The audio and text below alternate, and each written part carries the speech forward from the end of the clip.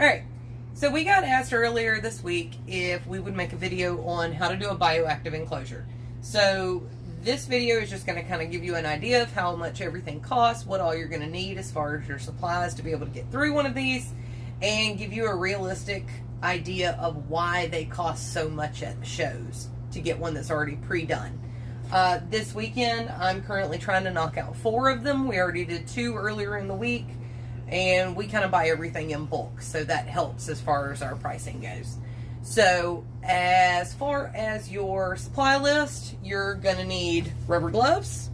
You're going to need a razor scraper, some old toothbrush, anything that acts as like a flat, small spatula to get into nooks and crannies. A wire brush comes in real handy. We're going to need some scissors, a knife. We're going to need black spray foam, which is my preferred. It just looks better if you ever have to see the sides or the backs of the enclosure.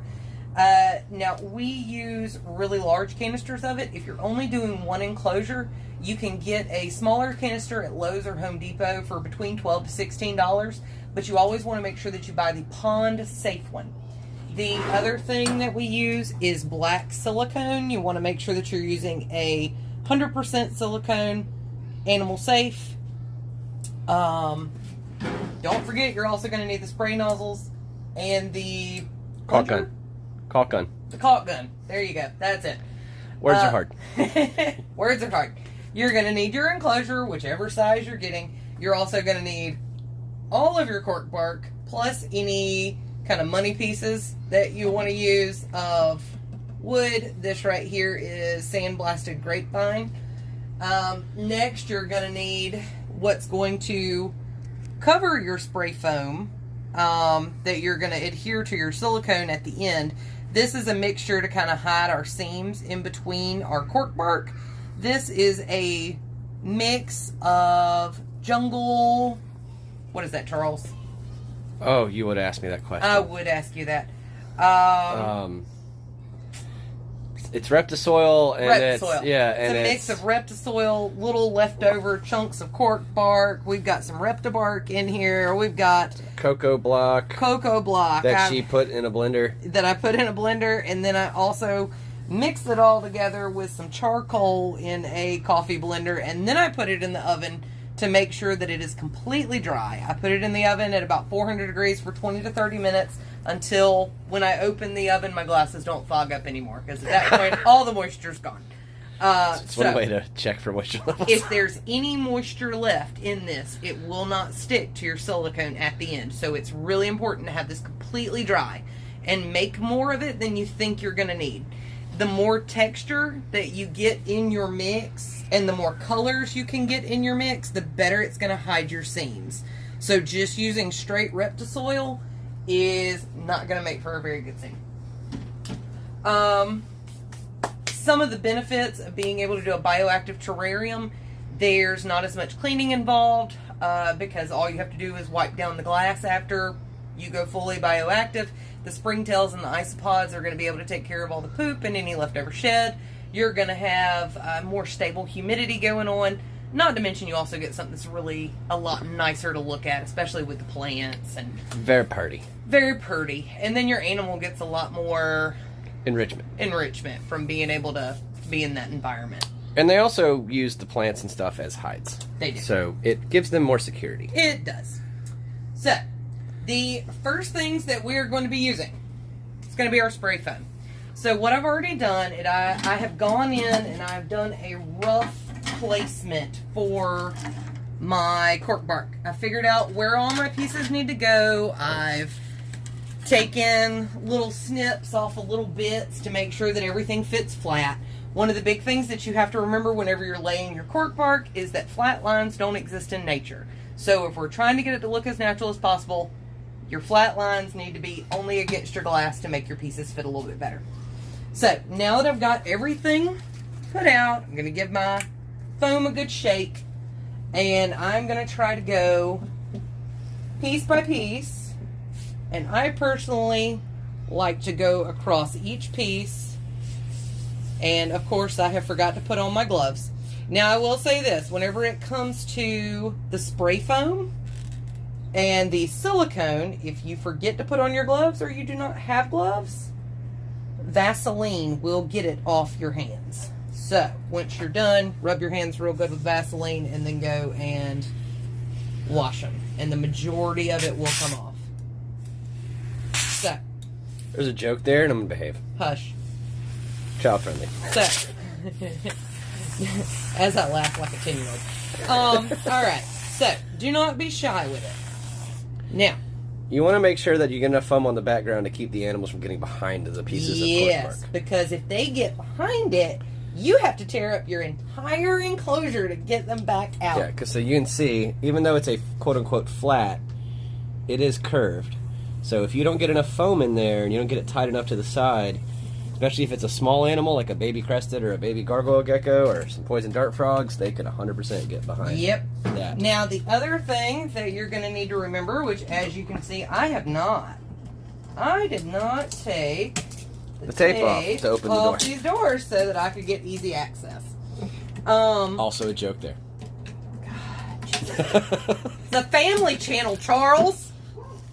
Be very careful with your doors. I have accidentally bumped one while it was open and cracked it, and it was, unfortunately with that brand, it was not replaceable. So, already knowing where everything is supposed to go and having it all laid out, because you don't get very much time to play with a lot of these products. For the foam, you've got probably an hour, but you're going to make a mess. Yeah, it starts getting gummy and tacky. So, as far as my money piece goes, I went ahead and I figured out where I wanted it. We're going to give ourselves a big glob. Now, the other thing, you don't want to be shy with the spray foam, because if anybody ever turns your enclosure around for some reason, you want everything anchored really well. And you want everything anchored really well. And personally, I like a nice cohesive color on the back, because my She doesn't like to see voids. It drives her crazy. It drives me nuts to see voids. Why I'm not voids. allowed to do these anymore? Nope. Not even a little bit. But know your strengths, gentlemen. Know your strengths, gentlemen. Okay, so the other thing, you want complete coverage, but you also don't want to completely overdo it, because as this stuff expands, you have to cut out all the excess. Which isn't hard. You can do it with your fingers. It's not. It's just a little it's just annoying. Not fun. Now I kind of foamed myself. Whoop. Whoop. Stop it. Stop rotating. There you go. There we go. Alright.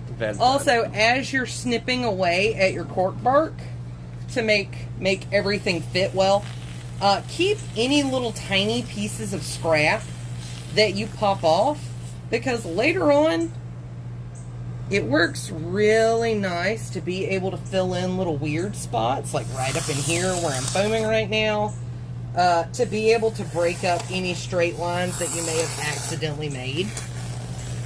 Now, the last thing is branches like this. I like to have at least 3 points that are in the spray foam.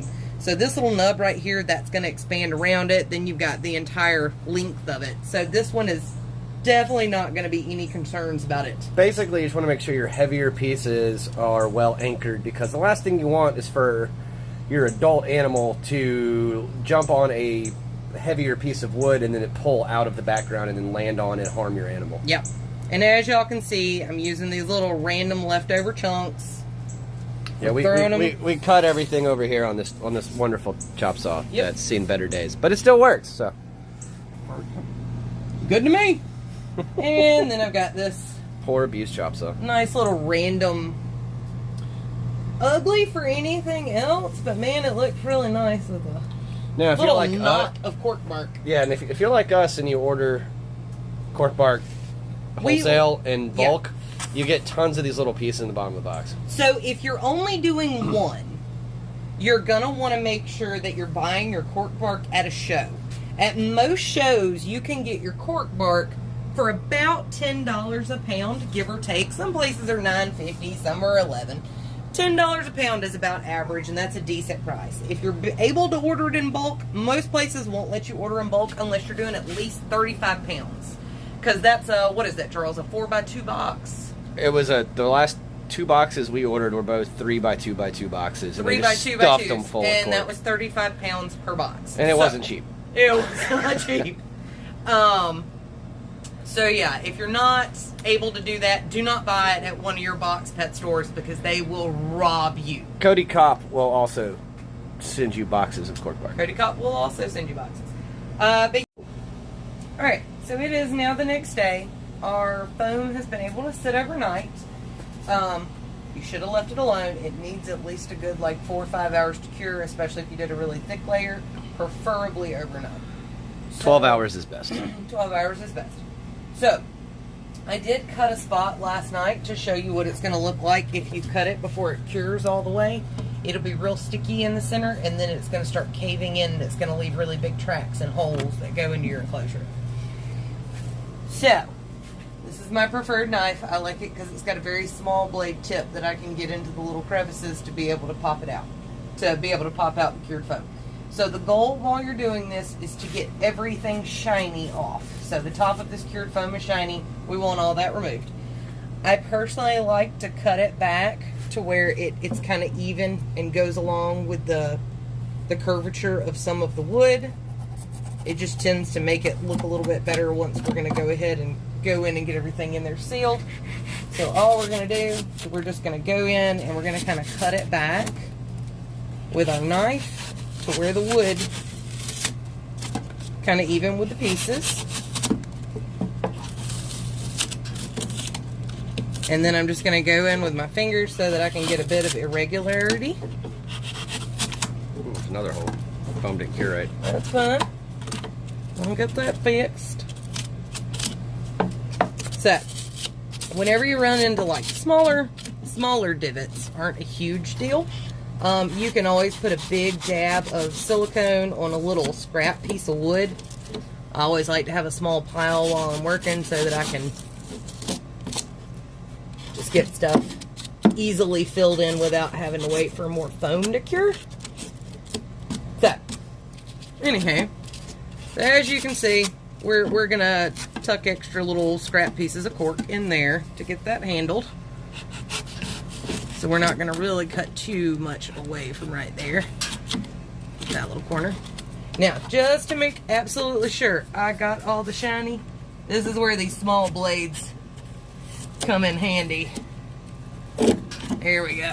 Just to make sure I've got all the shiny taken care of, that's where this little wire brush, double-sided wire brush comes in handy. I'm just going through and I'm making sure that what is attached to the wood is well attached. Like, see that little bit right there? It's not well attached, so we're going to go ahead and pull that off. We're going to go through it, we're just going to rough everything up so that we don't have any shiny edges. Like right there is still a shiny edge. We do that, we'll get good adhesion with the silicone to be able to get this, our seam hiding substrate attached.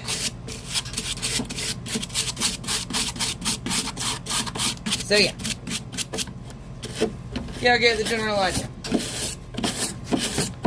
We will come back for the seam hiding. Oh, actually. Oh, never mind. Keep going, Charles. Uh-oh. Alright. So, Can't see anything over there. I got the rest of this done earlier this morning. So, we're then gonna secure our doors. Flip your enclosure up. Also, I have seen a lot of videos where people lay down silicone on the backs first before they do their spray foam. They say it gives them a better, The spray foam sticks better. they say the spray foam sticks better. I will say this. That light needs to be flipped. I have never had a spray foam background come out, and we've got at least, what, 15 to 20 of these done? It's not coming out, guys. A 60-gram lizard is not going to make this come out.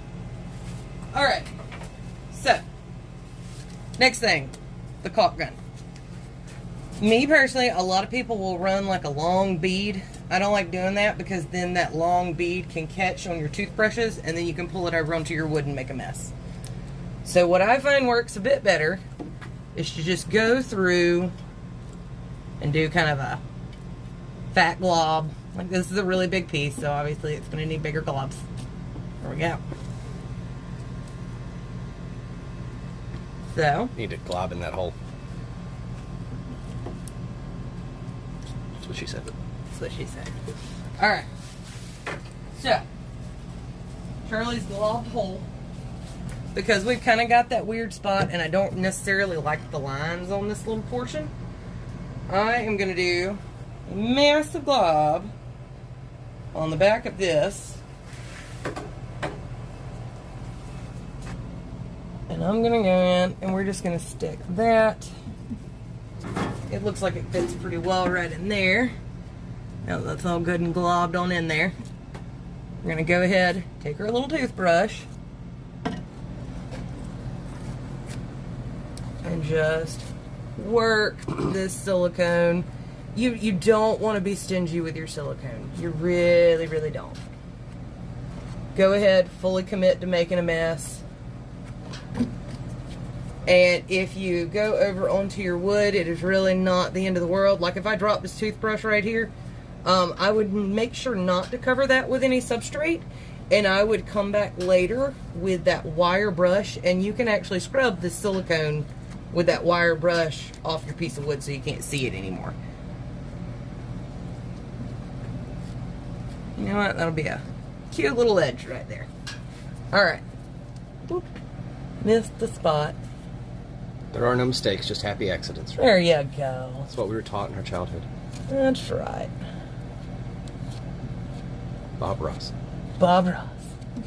To quote the great and powerful Bob Ross. R.I.P. Alright. So, do believe we're adequately globbed. We are now going to come in with our substrate that is, yet again, remember, extremely dry. Has been 400 degrees for at least 20 minutes to make sure that last little bit of moisture's out. And we are going to generously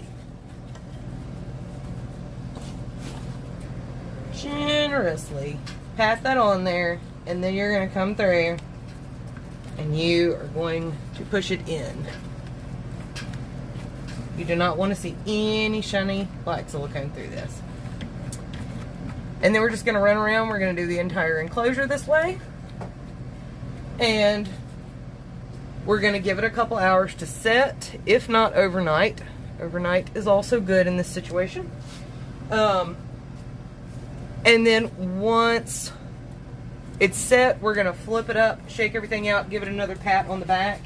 Anything that you realize, if you see that you missed a small spot, or if you've got a, like right here is a very finicky little spot underneath there that's going to be a pain to get, that's where these little spatulas come in handy, because you can turn them sideways, or you can flip out the little toothpick to be able to get really, really fine spots. So that's why like a little fine spatula is super helpful in these situations. But yeah, and that's it. The last little bit that you would do after this, once everything's sealed, ready to go, you're going to make sure nothing's still coming loose off the background. You're going to rinse your leaka balls, because if you did, they're super dusty and they'll leave mud in the bottom of the enclosure. So you're going to rinse your leaka balls. You're going to cut your screen layer and give yourself about 1 inch on each side extra so it goes up the walls. Put in your substrate layer, plant your plants. Yes. And then add your isopods and your springtails. And then you're ready to go bioactive. Yeah, that's all I got, guys. Y'all have a good day. Post any questions you have in the comments. Alright guys, we gave it overnight to cure. And this is what we're looking at the end of one of the enclosures. As you can see, we just kind of leaned it forward and patted all the excess off. It's looking pretty nice. If you notice any little spots, you just go back through with your small spatula and your leftover caulk and just hit the areas one more time. This is the other one that we did. And then just make sure that the entire enclosure has about 24 hours to cure before you add an animal to it. If you're going bioactive, I definitely suggest giving it a couple weeks for your plants to grow in. As you can see how the back's turned out, you end up with a nice, much nicer looking solid colored backing. So yeah, good luck. If you've got any questions or comments, drop them down below. Give us a like and follow. Thanks.